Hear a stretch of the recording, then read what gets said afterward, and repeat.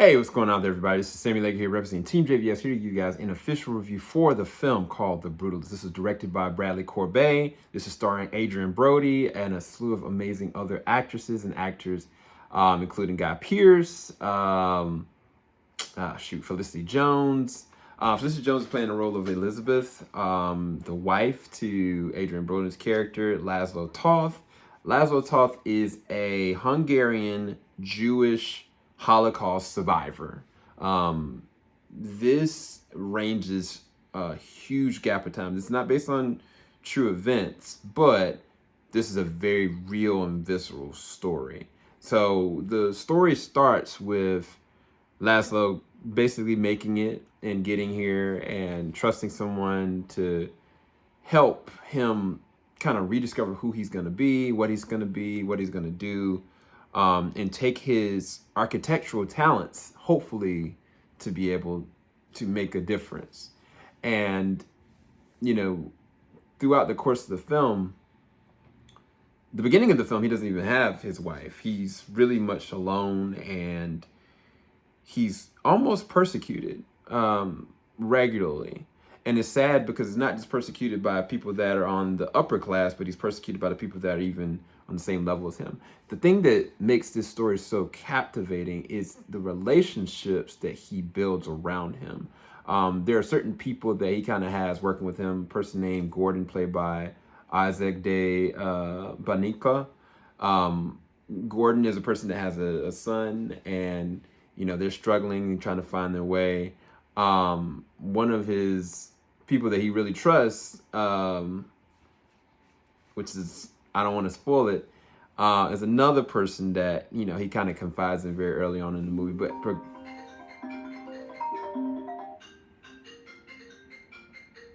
I know this man did not just. One of the roles played by Alessandro Novella. This film may be one of the most emotionally resonant and heartbreaking films of this year. And there's a couple different reasons why. Taking László as a character, the foundations of why László's doing everything he's doing it for his wife. He's doing it for making a better life, a better initiative. The problem with, you know, this American dream, or this dream that he's trying to pursue, that he's being persecuted by the same people that he's hoping to allow him to get to where he needs to go to.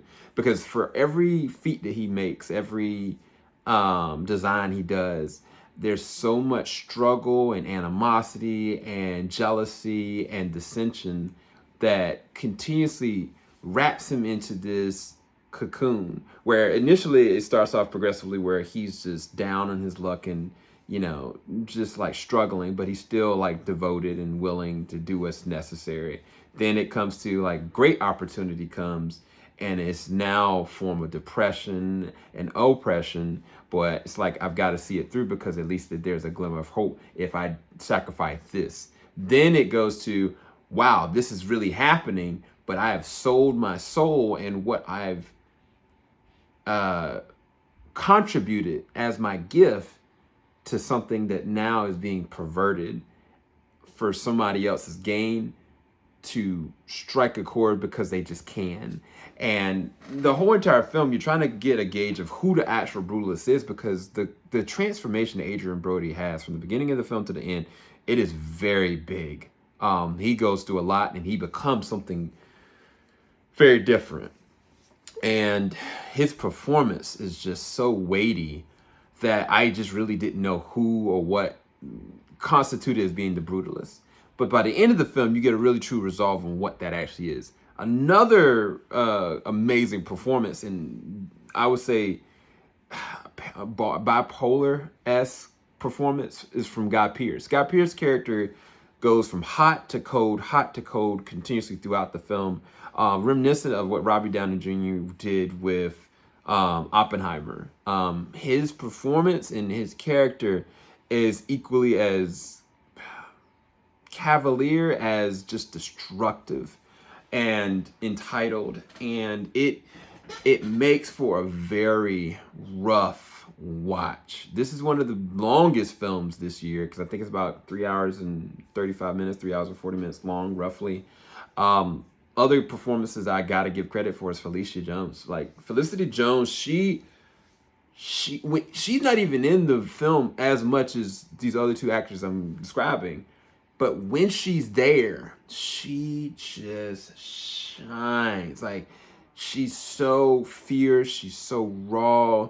She's like, if the beginning of the film, like László is the character is one way, she is the opposite side that gives him what he needs. And it's so fascinating to see her character go through her progression and her dissension, so to speak. And it's a very transformative performance from her as well. And her chemistry, Adrien and Brody, is crazy. It looks like they've like are soulmates. I don't really know how to kind of describe it. And there's other actresses and actors in this that do play a very intricate role as well. But I just have to give those three their flowers because they are the crux of this. Now, the thing about this, the other big star of this is the director. The director of this film made something that I did not anticipate. Like, they didn't even really show different aspects of the Holocaust. They didn't show, like, gas chamber. They didn't show, like, the different levels of deaths and things of what happened. What they do is they show the aftermath of what such anger, racism, and hatred does to a person's mental and emotional psyche. And they truly do ramp up what that actually means realistically on a long-term basis. That's why the movie is so long, because it goes through a huge gap. So you even got an intermission in it. And the thing that I want to say is that Brady is the other big piece of this. This film was directed almost like if nobody told me that Brady directed, I would believe Christopher Nolan directed it. It's that amazingly shot. Cinematography is probably second or first this year. Some of the best cinematography this year. Soundtrack, score, immaculate, deep, visceral. The character progression and the way that they fit within the story that's fictionalized, it's not even a real story, is so meaty and weighty. Like the script for this is a lot. Like there's so many different dimensions to each one of the characters, and you can see certain people's racial biases. You see certain people's like loss and detriment that's bringing them to levels of like pain and hopelessness. And at the same exact time, every single character has a human moment. Like it's not black and white at all. And even the people that do the most heinous stuff, like you don't empathize, but you can really see different levels to it. And that is good writing / directing. And again, I think that Brady, I think this is his first big film. This is a swan song. I've seen some great first-time filmmakers this year, including like Exhibiting Forgiveness as director. But this film was a lot. It was a lot to be able to take in, and it was a lot to be able to absorb and understand. And I think that the harsh reality of it is that this, even though it's fictionalized, is a very realistic story that probably could or would happen. And there is some pretty messed up themes in this. What I mean by that is there is assault, there's sexual abuse, there's substance abuse, there is bigotry and racism. There's a lot of weight here that you wouldn't know going into it. And I think that this is not a film that's for repeated viewing. I think it's absolutely possibly a masterpiece, but it's one of those films that you watch it and I just don't know that I can watch it again. I can appreciate it and I won't forget any of the scenes. Not harping it to something like Braveheart or anything like that, but it is very hard and very harsh. And I think it has to be based on how this is actually done and progressed. But this is one of the better films this year.